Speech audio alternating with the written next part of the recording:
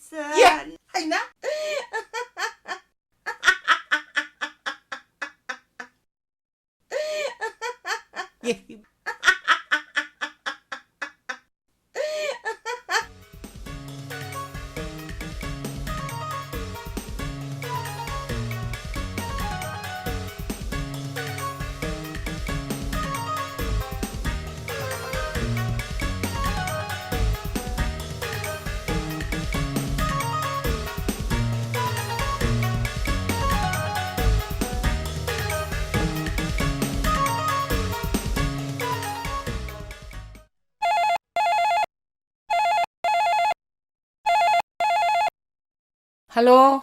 Abo, ay Raji ne bo. Isu Raji la.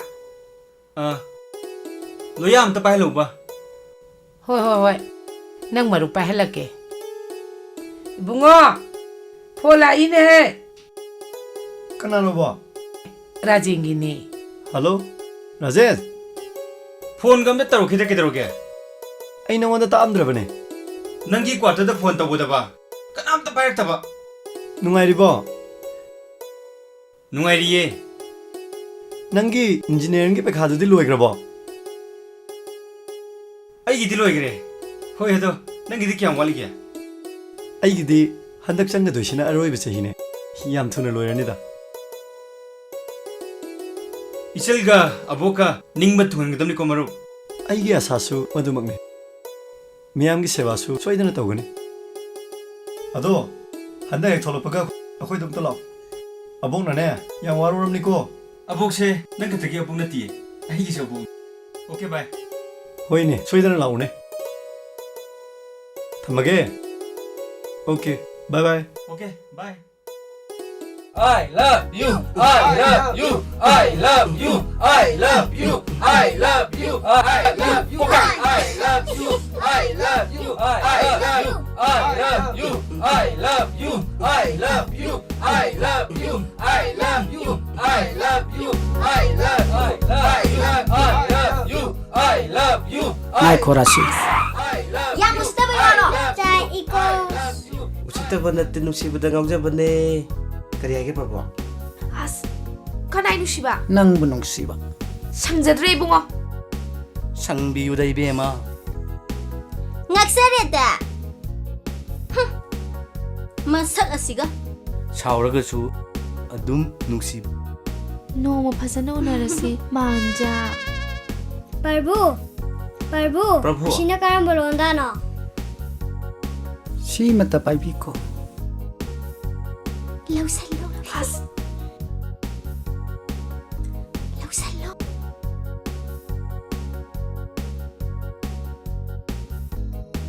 Kaidongai unasige. Kona haisirake manja. I love you. You love me. Parbu. Khongsan birasi. Lausa horandu. Parbu. Lai pai de e. Cai iko. Guruda nakili. Laida siti.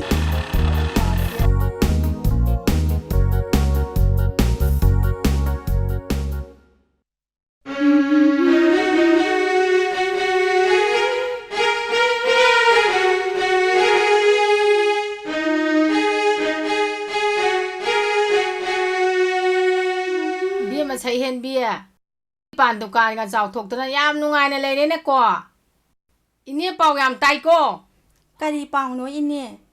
nangi dukan sida ne phajom se pa ahal ama hi he gai haina tai ne Sumna kwa sa ban laksa bane ine.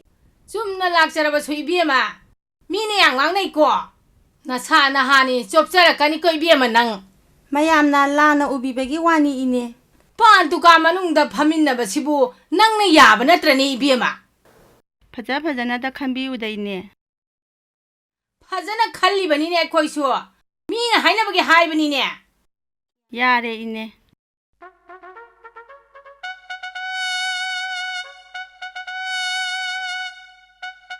ꯒꯥꯔꯤꯁꯤ ꯁꯤꯗ ꯂꯩꯔꯕ ꯑꯗꯨꯅꯗꯤ ꯃꯁꯥꯁꯤ ꯁꯣꯏꯗꯅ ꯂꯩꯔꯝꯕ ꯇꯥꯔꯦꯗꯅ ꯑꯩꯈꯣꯏꯗꯤ ꯍꯥꯏꯕꯤꯔꯤꯁꯤꯅꯤ ꯍꯩꯃꯥ ꯀꯗꯣꯝꯗꯒꯤꯅꯣ ꯂꯥꯛꯄꯤꯔꯤꯁꯤꯅ ꯁꯨꯝꯅ ꯁꯨꯝ ꯀ꯭ꯋꯥ ꯑꯍꯥꯎꯕ ꯑꯃ ꯊꯤꯔꯛꯏꯕ Hey, nani si mali ne ilaisya.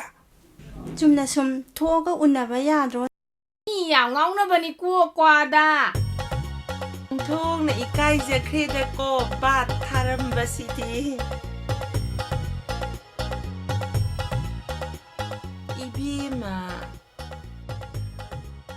करी क्वानो सी ꯀ꯭ꯋꯥ ꯂꯥꯏꯔꯤ 이비마나 ꯀ꯭ꯋꯥꯗ ꯉꯥꯎꯍꯜꯂꯤꯁꯤ ꯀꯔꯤ ꯂꯩꯋꯥ ꯇꯧꯒꯦ ꯁꯦꯡꯅ ꯑꯃꯨꯛꯇ ꯈꯨꯝꯃꯨ ꯄꯪꯁꯤꯟꯅꯕꯅꯒ ꯀꯥꯟꯅꯔꯣꯏ ꯁꯦꯡꯅ ꯍꯥꯏꯔꯕꯗꯅꯦ ꯅꯪꯒꯤ ꯀ꯭ꯋꯥꯗꯅꯦ ꯑꯩꯈꯣꯏ ꯇꯉꯥꯡꯁꯦ ꯄꯨꯔꯥ ꯉꯥꯎꯔꯕꯅꯦ ꯉꯥꯎꯔꯕ ꯑꯩꯅ ꯉꯥꯎꯍꯟꯕ ꯑꯣꯏꯔꯝꯃꯣꯏ ꯏꯅꯦꯁꯤ ꯆꯥꯔꯤꯕ ꯃꯤꯗꯨꯅ ꯃꯍꯥꯎ ꯂꯩꯅ ꯆꯥꯕ ꯑꯣꯏꯔꯝꯒꯅꯤꯗ 이비마 ꯀꯔꯤꯒꯤꯅꯣꯕ ꯅꯪꯅ ꯑꯩꯉꯣꯟꯗ ꯈꯠꯅꯕꯁꯦ ꯁꯨꯛꯍꯧ ꯍꯦꯛ ꯍꯧꯔꯛꯇ꯭ꯔꯤꯕꯁꯤꯕꯣ अहल ओरबसु अंगांग ओरबसु खनबा कया पामजदबदोइने सी इस इबीमा अइने नंगबु फुगेदना लाकपसे ngasiga tharagane marirak surabani अइने नंगबु फुगेदना लाइसे नते इबीमा नंग तंगांग से लाकि लाक्तबा सेंगबनी को ꯂꯥꯛꯇꯕꯅꯤ ꯏꯅꯦꯁꯤ तसेंगना लाक्ते कोई बीमा ꯂꯥꯛꯇꯕ ꯑꯁꯦꯡꯕꯅꯤꯀꯣ ꯏꯅꯦꯁꯤ सेंगना खुमुदाई बीमा सेंगना हायुन है नंगबो Tapna ngang na yadran hey kabo inambo. Hare Krishna tangang su dukan manungda kwayon ba yawbiram ni wawe eko Ngai ko raga. Ai kabo lai. Ngai ko raga. Ai kabo lai. Sundu tabu un hey. Na samno phoina no ye. Yo. Ai kabo lai. Na samno phoina no ye. Yo.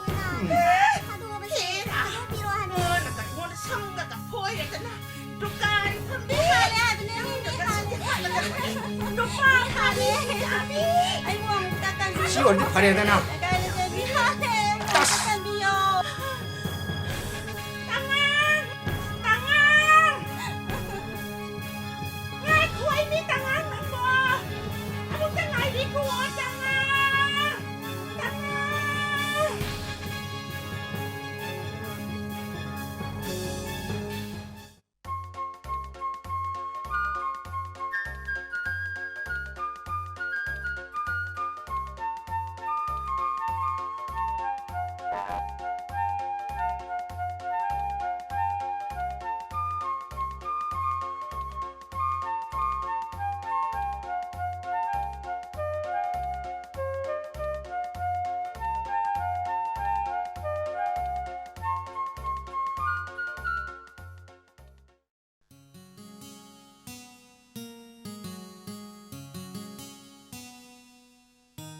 Kari chasiga.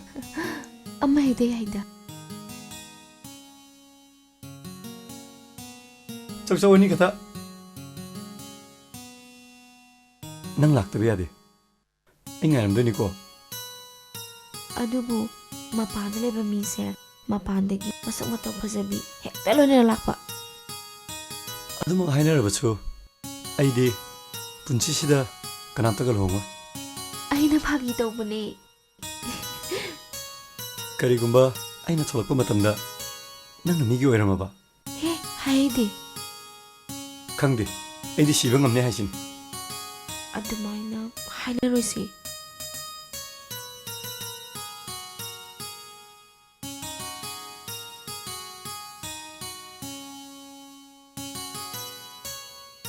Aidi tamona doctor tambara tholokda. Madune gai basi. Akhoi ni de abok na yada thok ti torisi ko. Hayang chalani haibado confirm tawabo. Tawre. Flight ticket pai bani.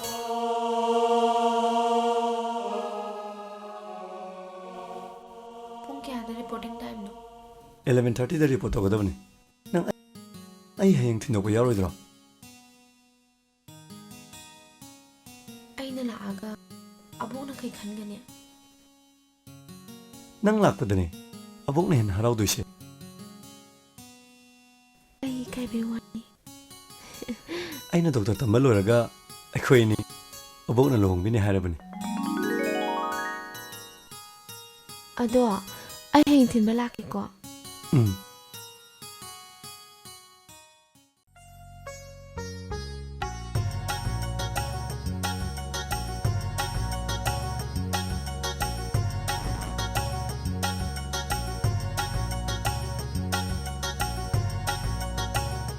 Hello, Ima.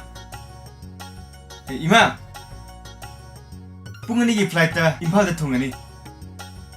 Birendo. Ai bu opam dal halo. Hoi Ima.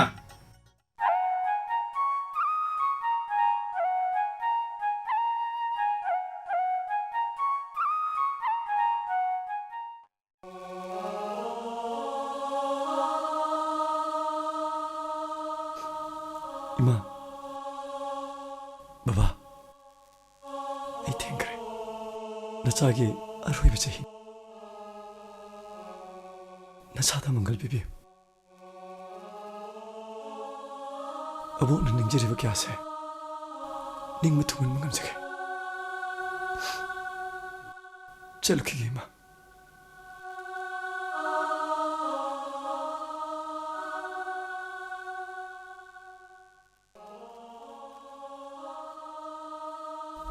Ibungo, mamaga babaga khuramama bra.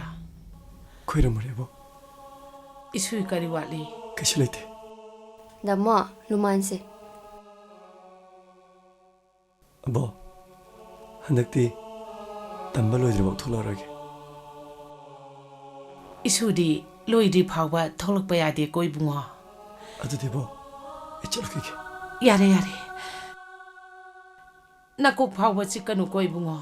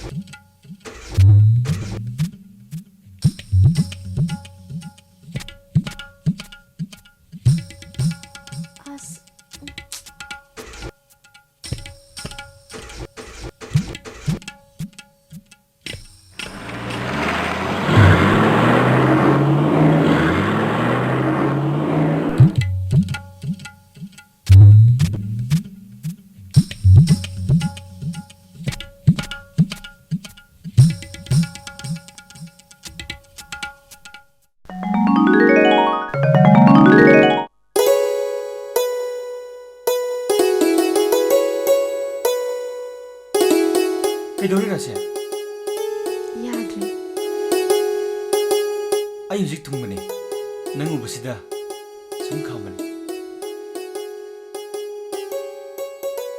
ꯚꯥꯏ ꯐꯔꯦ ꯑꯗꯨꯗꯤ ꯑꯩꯈꯣꯏꯅꯤ ꯆꯠꯃꯤꯟꯅꯔꯝꯃꯣ ꯑꯩ ꯒꯥꯔꯤꯁꯤ ꯄꯨꯔꯛꯑꯒꯦ ꯑꯗꯨꯅ ꯐꯔꯦꯅꯦ ꯑꯗꯨꯗꯤ ꯑꯩꯈꯣꯏꯅꯤ ꯆꯠꯃꯤꯟꯅꯈ꯭ꯔꯁꯤꯔꯥ ꯍꯥ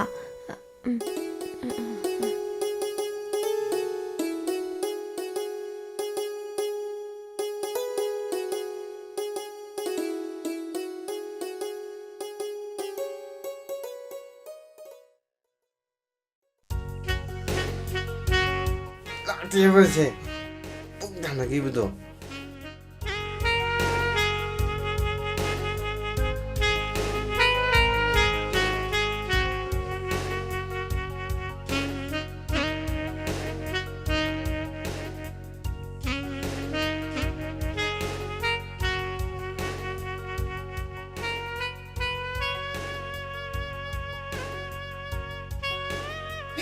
ꯑꯣꯏꯕ ꯁꯤꯔꯦ ꯊꯨꯅ ꯂꯧ ꯌꯥꯗ꯭ꯔꯣ ꯑꯩꯁꯨ ꯂꯥꯛꯏꯁꯤꯗꯤ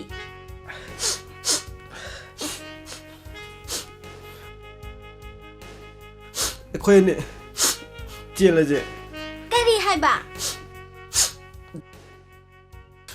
ꯂꯨꯍꯣꯡꯉꯁꯦ ꯍꯥꯏꯕꯅꯦ ꯔꯣꯃꯥꯟꯁꯦ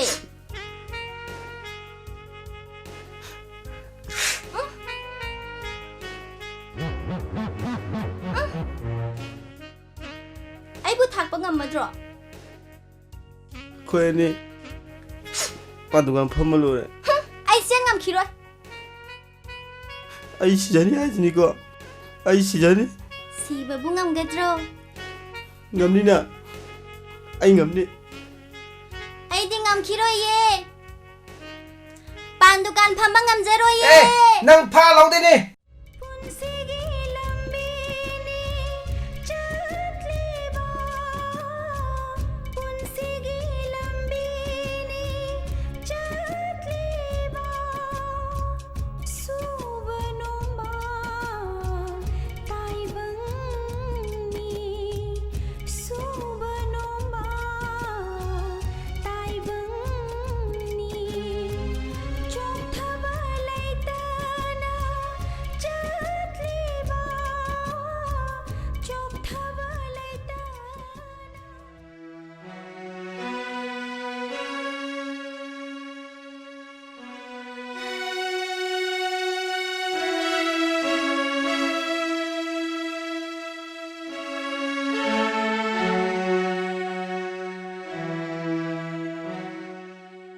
이베마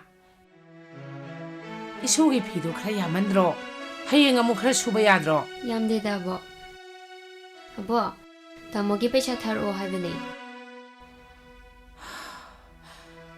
hayeng thabigrasi bema nabungdo paisa amata pairamaro ꯑꯕꯣ ꯄꯩꯁꯥ ꯐꯪꯉꯕꯣ thikada aduna ngasidi paisa khara piri hayeng amu pige hayoi aduga thakrasi ꯑꯕꯣ ꯑꯕꯣꯛꯅ ꯄꯩꯁꯥ ꯇꯥꯜꯂꯒ ꯊꯥꯔꯤꯕꯁꯦ ꯇꯥꯃꯣꯗꯤ ꯈꯪꯉꯝꯃꯣꯏꯀꯣ matam masu kuirabase nang aina nabungda haidoroktribasidi ꯍꯥꯏꯗꯣꯛꯈ꯭ꯔꯁꯤꯔ haidokpa yade abong hengami makhaidi isugi paisa tharaga mateng pangkhigadabani ꯑꯕꯣꯛ ꯅꯣꯡꯃꯗꯤ ꯁꯣꯏꯗꯅ ꯈꯪꯉꯛꯀꯅꯤꯌꯦ ꯇꯥꯃꯣꯅ isuda phongtoroi khankraba aboki lengdraba wasakni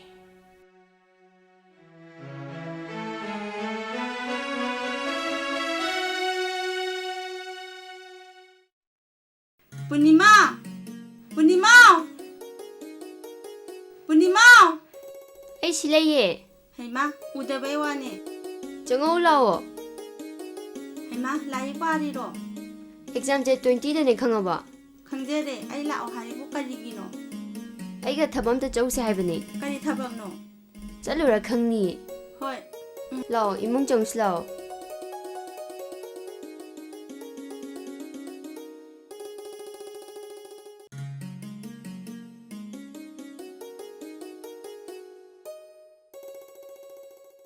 ꯑꯅꯤꯁꯤ ꯂꯪꯅꯁꯤꯀꯣ ꯁꯥꯏꯀꯣ ꯁꯛꯇꯥ ꯑꯁꯤꯗꯤ ꯀꯤꯟꯃꯨꯍꯦ ꯋꯥꯡꯉꯗꯅ ꯑꯥꯏ love ꯆꯠꯂꯣ ꯆꯠꯂꯣ Chalo hai. ꯀꯩꯅꯣ ꯅꯪ ꯐꯥ ꯂꯧꯗꯣꯏꯅꯦ ꯁꯤꯔꯝꯅꯤꯗ Bema, Anita, sidang talaw hay. Laong hey sida. Kari haige ima. Hey, Rasi se imadi ne imawoy ba ontok na pamjakre. Ako'y masima. Asing bagini kaino.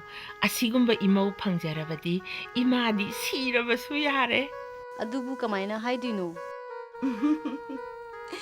ꯑꯩꯗꯤ ꯅꯨꯃꯤꯠ ꯊꯥꯁꯨ ꯌꯥꯝ ꯐꯩ ꯉꯁꯤꯁꯤ ꯃꯌꯨꯝꯗ ꯍꯜꯍꯜꯂꯒꯨꯝꯁꯤꯔꯥꯏꯗꯅ ꯈꯜꯂꯤꯃꯤꯅꯦ Ima, ngasi fadrasu kona haina singnaraga hongaga loire kaino. ꯍꯣ ꯑꯗꯨꯝ ꯍꯥꯏꯅ ꯍꯥꯏꯌꯨ ꯍꯥꯏꯕꯅꯤ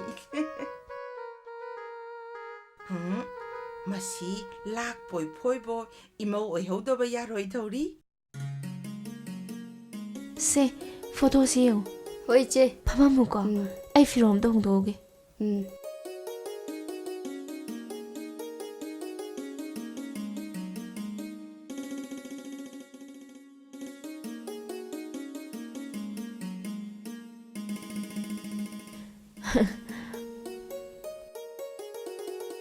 ꯑꯁꯤꯕꯨ ꯀꯩ ꯂꯝꯅꯣ?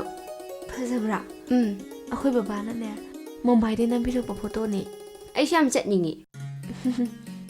ꯍꯌꯦꯡ ꯀꯣꯟꯅ ꯄꯨꯟꯅ ꯆꯠꯂ ꯂꯣꯏꯔꯦ ꯀꯩꯅꯣ. ꯏꯆꯦ, ꯁꯤ ꯐꯣꯇꯣꯁꯤ ꯀꯅꯥꯅꯣ? ꯑꯩꯈꯣꯏ ꯏꯃꯥꯟꯅꯕꯤꯒꯤ ꯃꯕꯨꯡꯒꯤꯅꯦ. ꯃꯁꯛ ꯌꯥꯝ ꯐꯖꯩꯌꯦ. ꯏꯟꯖꯤꯅꯤꯌꯥꯔꯒꯁꯨ ꯂꯣꯏꯔꯕꯅꯤ. ꯃꯄꯥꯅ ꯐꯝꯍꯧꯕ ꯑꯍꯟꯗꯣ ꯑꯗꯨꯒꯤ ꯃꯆꯥꯅꯨꯄꯥꯅꯤ. ꯍꯩꯃꯥ, ꯅꯣꯏ ꯇꯥꯃꯣꯗꯨꯕꯨ ꯐꯣꯟ ꯑꯝꯇ ꯇꯧꯔꯛꯇꯦ. ꯀꯩꯗꯧꯔꯕꯖꯥꯠꯅꯣ? ꯏꯆꯦ, ꯀꯩꯗꯧꯔꯕꯖꯥꯠꯅꯣ? ꯌꯨꯝꯗꯒꯁꯨ ꯑꯝꯇ ꯇꯧꯔꯛꯈꯤꯗ꯭ꯔꯦ. ꯅꯣꯏꯒꯤ ꯇꯥꯃꯣꯁꯦ ꯉꯥꯎꯔꯕꯅꯦ. ꯑꯗꯨꯃꯛ ꯍꯥꯏꯕ ꯌꯥꯔꯕꯅꯤ ꯏꯆꯦ. ꯑꯩꯗꯤ ꯑꯕꯣꯛꯕꯨ ꯌꯥꯝ ꯅꯨꯡꯁꯤ. ꯑꯕꯣꯛꯀꯤ ꯁꯦꯕꯥ ꯐꯪꯖꯅꯤꯡꯉꯤ. ꯏꯆꯦ, ꯇꯥꯃꯣꯅ ꯗꯣꯛꯇꯔ ꯑꯣꯏꯔꯒ ꯑꯕꯣꯛꯀꯤ ꯁꯦꯕꯥ ꯇꯧꯕꯤꯒꯗꯣꯔꯤꯕꯅꯤ. ꯅꯣꯏꯒꯤ ꯇꯥꯃꯣꯗꯣ ꯗꯣꯛꯇꯔ ꯑꯣꯏꯔꯀꯥꯟꯗ ꯑꯩꯕꯨꯗꯤ ꯀꯥꯎꯊꯣꯛꯈꯤꯗꯧ ꯃꯥꯜꯂꯤ. ꯏꯆꯦ ꯈꯛꯇ ꯂꯦꯞꯄꯤꯌꯣ. ꯑꯕꯣꯛꯀ ꯑꯩꯒꯗꯤ ꯏꯆꯦꯒꯤꯗꯃꯛꯇ ꯂꯦꯞꯂꯤꯕꯁꯤꯗꯤ.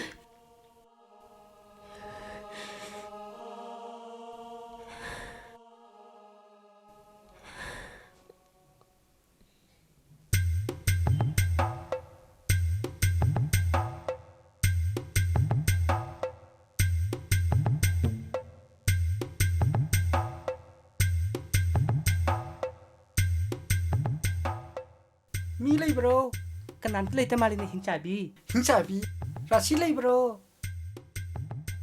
Haima, kari haige bema. Rasi leibro bo. Nakhoi bo kadawai daino. Pangkaidini abo. Masabu leibro. Masa laite, kari haige dam noi bema. Ramnina chalase yarani.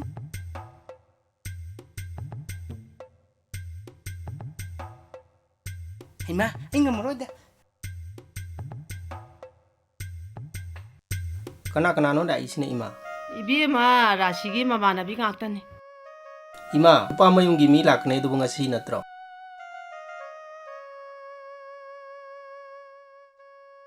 Hai magdada lakulai. Lux Ay imong romda oina lengchalasi.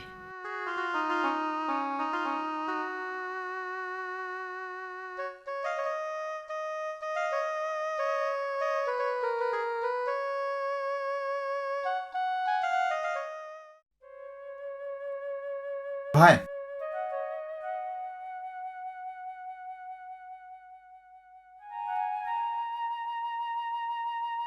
आई कातक अंत लारो है भाई ꯑꯩꯁꯨ ꯂꯥꯛꯀꯦꯅ ꯈꯜꯂꯝꯃꯤꯅꯦ.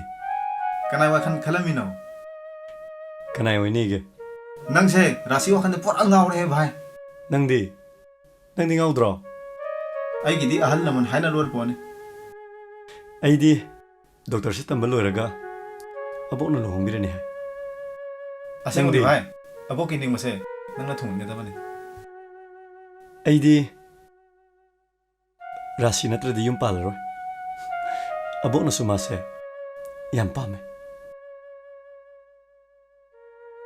लाइदी city नांगै उदे city कनाने पिरपनो भाई माना नतदे कनाना पिरक्तोबा इसम समना सुम फजबोनी दा भाई लाइदी से उरगा माबु निजिंगी बने फोला ए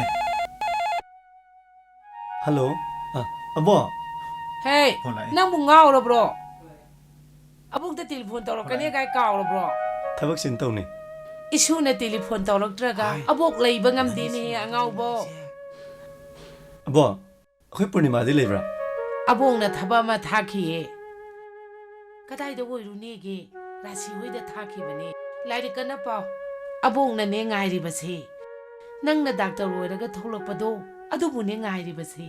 अबो एग्जाम नक्सल में बने ना अयुम दिन नाय दना लाइक पारे बने Isu mangolo yu ko.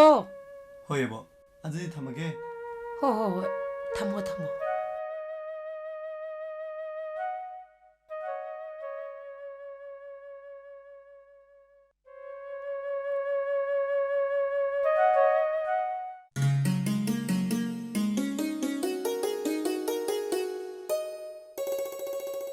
Ibema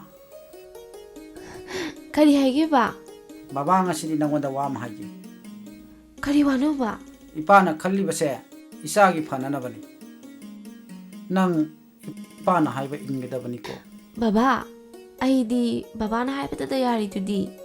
aigi isadi mapa ina haiba in lairiba sambati punamakse isagi ngaktani Baba, isabu afaba nupa mata sauna lohong bige haibase ipagi wakhani aibu. masida isana ipagi aningbada kahengi khanganu ko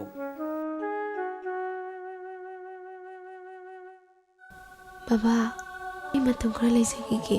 ipana silli base isagi yaifana ipagi di kana leri isana tan Baba, aigi ifam na di matam kasi tak bibiyo.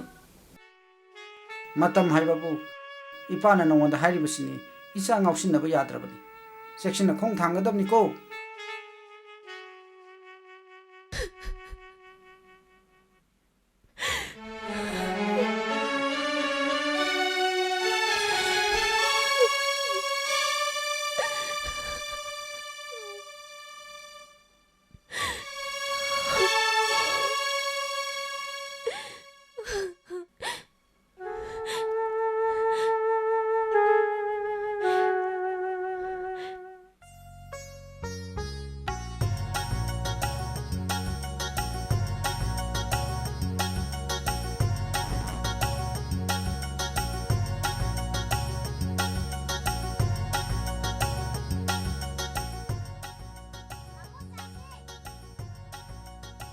ऐसा यार Tamo sesa. ऐसा thorough Se. ऐसा thorough है बने Hey, hey ma. ऐसा thorough है बने Se da. मशी मीना सा थरो है कमशी Ayo ima. Cái đông mà cái này nó không phải bỏ. Hey, cầm lấy à? Nó không tên là khỏi miệng. Hey, cầm lấy. Nó không tên là khỏi miệng. Hey, nó mà tôi thắp chấp vào rồi. Hiện tại không phải suy đoán chấp vào rồi. ना तो Tatiro he. Bunga. Na ipana haibado yagadabni ko. यूं कई शमलन जी फोबा लोगों में सुंग में है जिन्हें दी Hey, yung kay kasi asumay no hongbi gadab janati. Repairing tawraga hongdorimni. अतई लड़ी बाबा ऐगी थबक की पैसा तो ऐगी पी दबिया Ni paisa. ऐ थबक में तो दबिया तो निको बाबा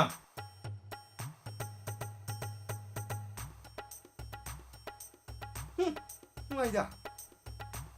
Amma phangni paisa. Amma phang. Oh, namada haibige ko.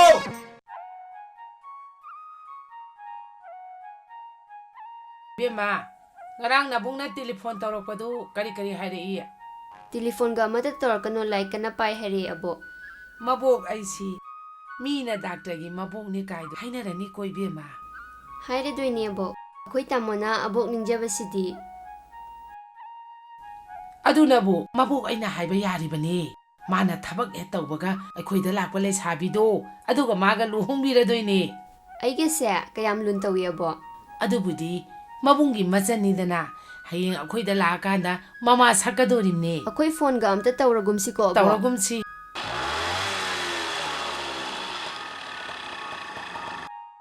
ꯕꯦꯝꯃ ꯂꯥꯛꯑꯣ ꯂꯥꯛꯑꯣ ꯆꯪꯉꯧ ꯂꯥꯛꯑꯣ ꯏꯆꯦ ꯆꯪꯉꯣ ꯂꯥꯛꯑꯣ ꯂꯥꯛꯑꯣꯅꯦ ꯂꯥꯛꯑꯣꯅꯦ ꯆꯪꯉꯣ ꯂꯥꯛꯑꯣ ꯂꯥꯛꯑꯣ ꯂꯥꯛꯑꯣ ꯂꯥꯛꯑꯣ ꯕꯦꯝꯃ ꯅꯆꯦ ꯀꯣꯐꯤ ꯁꯦꯝꯕꯤꯔꯨꯁꯣꯗꯅ ꯍꯣꯏ ꯑꯕꯣꯛ 이제 ꯐꯝꯃꯝꯃꯨꯀꯣ ꯀꯣꯐꯤ ꯁꯦꯝꯃꯛꯀꯦ ꯕꯦꯝꯃ ꯀꯔꯤ ꯍꯥꯏꯒꯗꯕꯅꯣ ꯅꯪꯕꯨ ꯄꯨꯔꯅꯤꯃꯥꯒ ꯋꯥꯔꯤ ꯑꯝꯇ ꯁꯥꯒꯦ ꯇꯧꯕꯅꯦ ꯑꯕꯣꯛꯀꯗꯤ ꯁꯥꯕ ꯌꯥꯗꯕ꯭ꯔꯣ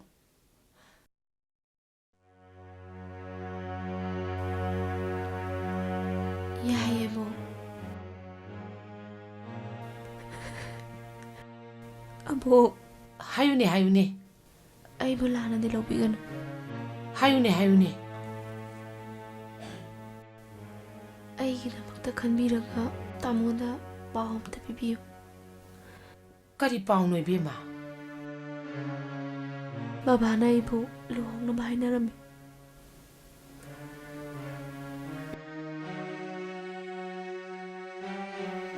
이베마부 루홍나바 ahal naman sing na numili kre haiba hoyebo ai lomum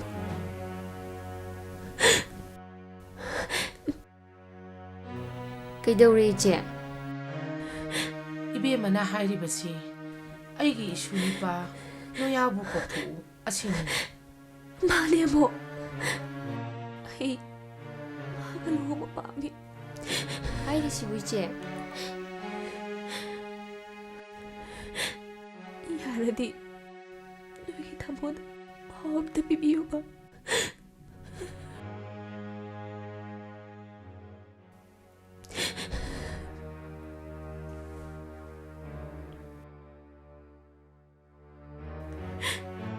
Abo. Ay hindi kami pang biro itra. Ibema.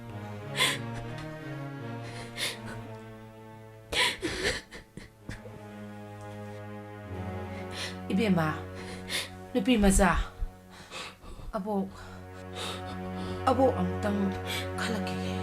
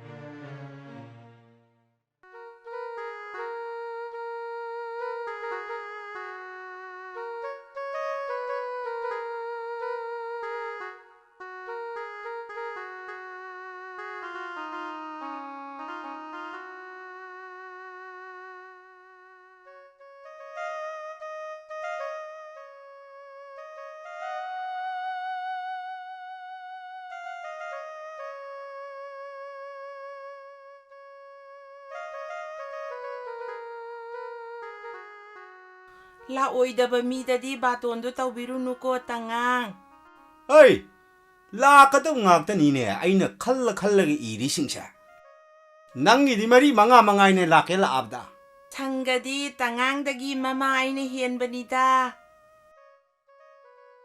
ꯅꯪꯅ ꯑꯩꯉꯣꯟꯗꯩ ꯀꯔꯥꯏ ꯍꯦꯟꯗꯣꯏꯅꯣ ꯍꯥ ꯀꯔꯥꯏꯗꯩ ꯍꯦꯟꯗꯣꯏꯅꯣꯕ ꯗꯨꯀꯥꯟ ꯚꯔꯥ ꯈꯣꯝꯕ ꯁꯦꯟꯗꯣꯏ ꯈꯔ ꯆꯥꯕ ꯅꯪꯅ ꯀꯔꯥꯏꯗꯩ ꯍꯦꯟꯗꯣꯏꯅꯣꯕ ꯄꯩꯁꯥ ꯁꯥꯟꯕ ꯁꯥꯃꯨꯃꯥ ꯂꯧꯔꯨꯕꯗꯩ ꯅꯠꯇ꯭ꯔꯣ ꯇꯉꯥꯡꯅ ꯁꯅꯥꯕꯟꯍꯥꯟ ꯂꯧꯕ ꯉꯝꯖꯔꯤꯗꯣ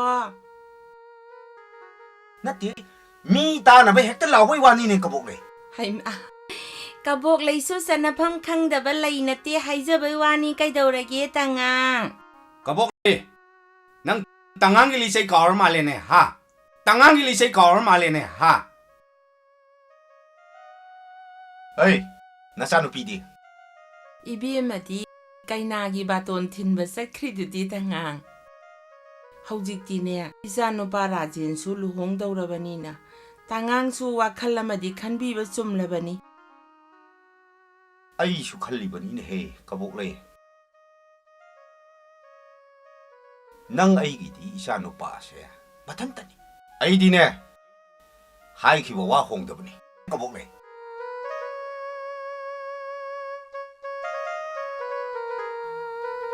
Se. Masi pakshi gi shun. Isa gi luhong na ba thamba paisa sing ado. Mama nang na ne oktriba phau season na ja. Asembagi ni ko tangang. Asembagi ni ne kabok lay. Nungaijare da ko.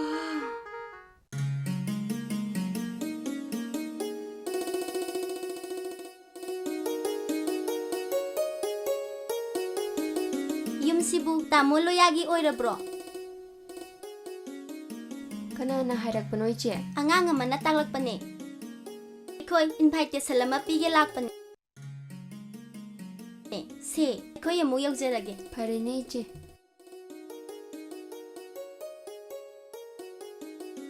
Kari hairambibano? Tamoraji gi machanupini abok. Ha, nang tamoraji gi machanupi. Kari hairambibano? Luhongbai baton piba laambane. Kana luhongdoino? Tamoraji gi ni abok. Nupina kadai waidagi? Amuktabu yengkige.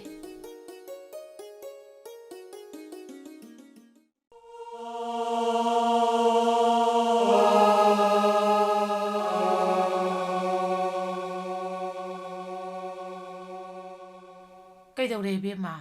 Abok, ichirasi do tamoraji gi luhongani.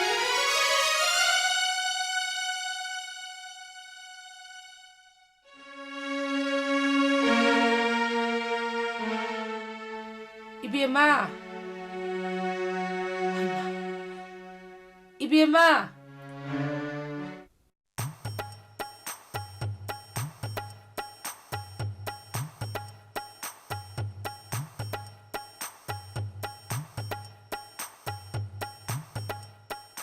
Awang lunggi.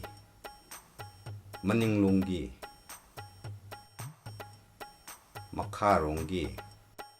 Adagi Kwakatiengi. Baba. Baba bu kai satino? Hey, ai gi shune. Maru mapang singi barton masing thiri bani ne. Hai, ibunga. Namanaba singine barton masing si thani ko. Jitharoida. Baba bu kadai satino? Icha luhong bagi ben hairu ge taw bani ne. Adu baba. Haw ne. Lupa lising tara ka tapiramo. Ha. Lising tara. Lising tara ni ne. As. Baba gi likpa tu khara topiro ba. Hai. Ai na likpa dang ni ne nang na kartong ida. Engineer Rajan habido. Ai ne kaidroge baba. As. Ibunga. Isana phangpa tolok to. Namada pisalo. Fajarani. Adu baba. Lupa lising tara ka tapiramo. Bunga. Lising tara haiba natra do. Hoi. Namada hairamge. As.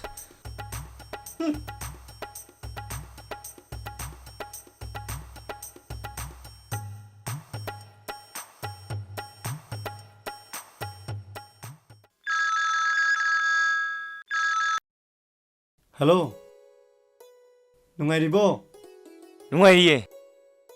Adu nang Manipur thola kadab kya wali gya? Aigi exam hujik kana tawriye. Adu ek loibaga tholani. Adu di aigi lohong base nangdrene. Warog ade marok. Aine hek tholakpaga nang yumda laage. Invitation di yumdo ine thamage.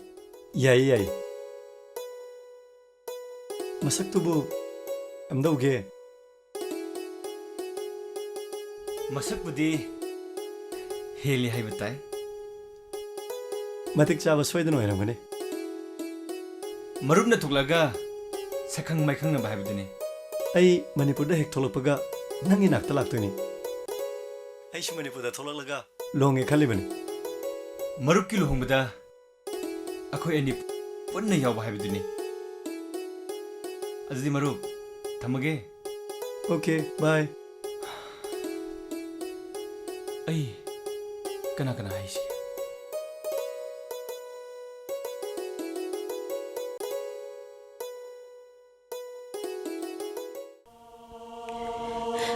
Abong, ay luwas. Madam kasi tang ay dumiwa. Ay, mahang na tulog ako tang di. Ay, jagigi. Abok pu phate hai gano.